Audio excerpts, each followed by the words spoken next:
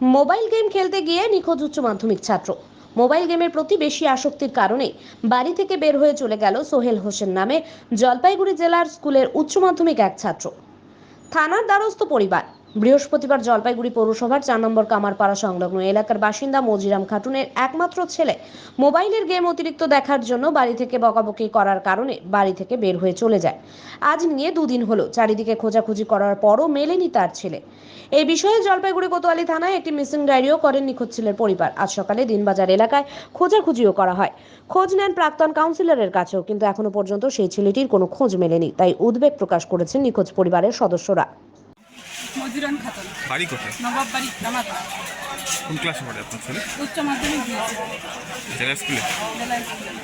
কি নাম ছেলে? সোহান হোসেন। কি হলো আর কবে নাগাদ আপনার ছেলে নিখোঁজ ছিল? বৃহস্পতিবার থেকে 2টা থেকে বাড়ি থেকে চলে গেছে? এবছর থেকে উচ্চ মাধ্যমিক দিত। এইভাবে চলে যাওয়ার কারণ কি মনে হয়? কি কারণ? প্রথম বুধবারে বকা দিয়েছি, একটু 2টা মাইট দিয়েছি, মাইট দেওয়ার পরে বলছি বাড়ি থেকে বের হয়ে যায়।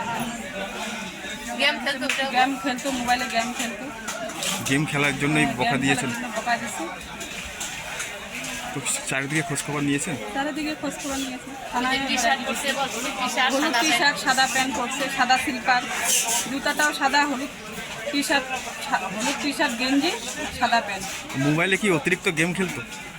অতিরিক্তও না, মানে মাঝে মাঝে খেলতো। সেটাই আপনি বাধা দিয়েছেন? খুব ঝামেলাও হয়নি। আগেও বকাবকি করতো।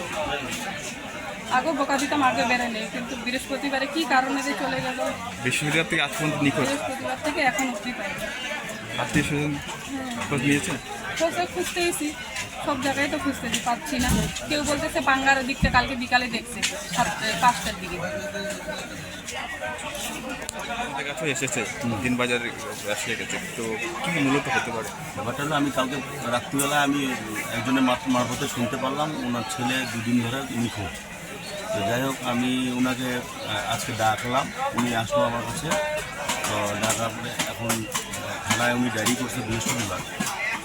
ব্যাপারটা আমরা আইসি সাহেবের সঙ্গে কথা বলবো বৃহস্পতিবার। এখন ডায়েরি করতে থানায় এখনও বলে খোঁজাখুঁজি করতেছে, কিন্তু আজকে আমি জিজ্ঞাসা করি আইসি সাহেব ঠিক কতদিন খবর লাগবে। ছেলের বয়স হলো 16 বছর। একটা চিন্তার কারণ। ওনারা খোঁজাখুঁজি করতে পাওয়া যায়, তাও আমরা দেখি আপনাদের মাধ্যমে যদি কোথাও খুঁজে বের করা যায়, কেউ যদি পান, তাহলে এই নাম্বারে, যে নাম্বারটা আপনাদের মাধ্যমে দেওয়া হবে, সেই নাম্বারে যদি ফোন করে জানা দিলে ভালো। মূলত এই যে মোবাইলের প্রতি আসক্ত একটা ছেলে মেয়েদের, তাই আমি শুনলাম এখন তো ছোটোবেলার থেকেই বাচ্চাদেরও মোবাইলের প্রতি আগ্রহ থাকে। সেই আগ্রহ কারণে হয়তো বা বকাবকি একটু করছে ছেলে, মা, ওর গার্জেন, ওর বাবা নেই, হ্যাঁ, একটাই ছেলে।